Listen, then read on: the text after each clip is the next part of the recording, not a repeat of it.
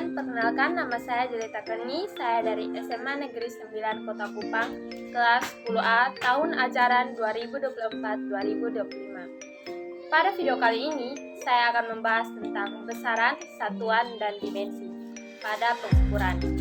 Sebelum menyaksikan video ini, jangan lupa like, komen, dan subscribe.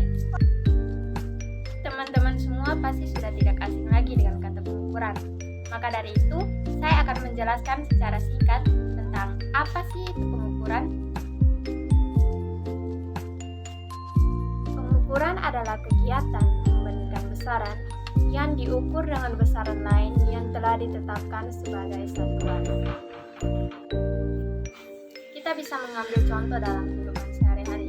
Saat kita pergi ke pasar untuk membeli 1 kilo beras, penjual akan menggunakan alat ukur berupa timbangan untuk mengukur berat dari beras tersebut. Dan masih banyak lagi contoh pengukuran yang sering kita lakukan sehari-hari. Kita akan masuk dalam pembahasan materi, yaitu besaran, satuan, dan dimensi.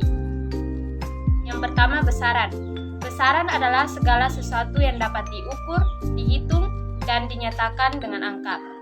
Besaran dibagi menjadi dua, yaitu besaran pokok dan besaran turunan.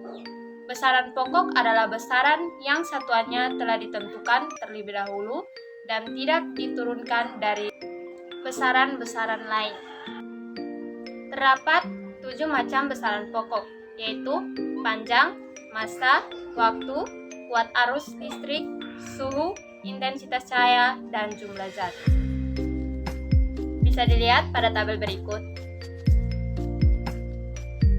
Nah, teman-teman semua, ada nih cara mudah untuk menghafal besaran pokok dengan kita menggunakan singkatan SMP jiwa, di mana S adalah suhu, M adalah massa, P adalah panjang, J adalah jumlah zat, I adalah intensitas cahaya,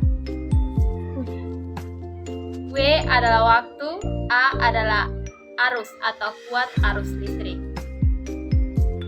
Jenis besaran selanjutnya adalah besaran turunan.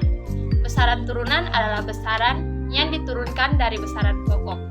Artinya, untuk menentukan besaran ini, kita harus menggunakan rumus-rumus tertentu yang memuat besaran-besaran pokok.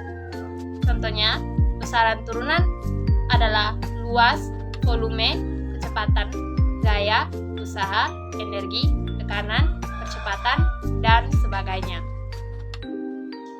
Teman-teman semua bisa lihat pada tabel berikut. Ini merupakan contoh-contoh dari besaran turunan.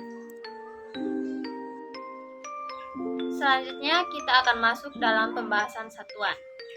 Satuan adalah acuan atau perbandingan suatu besaran.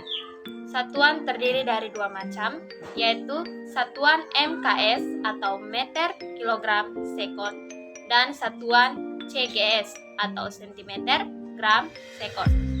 Satuan besaran pokok yang meliputi meter, sekon, kilogram, Kelvin, ampere, candela, dan mol ditetapkan sebagai satuan internasional atau SI. Selanjutnya, dimensi.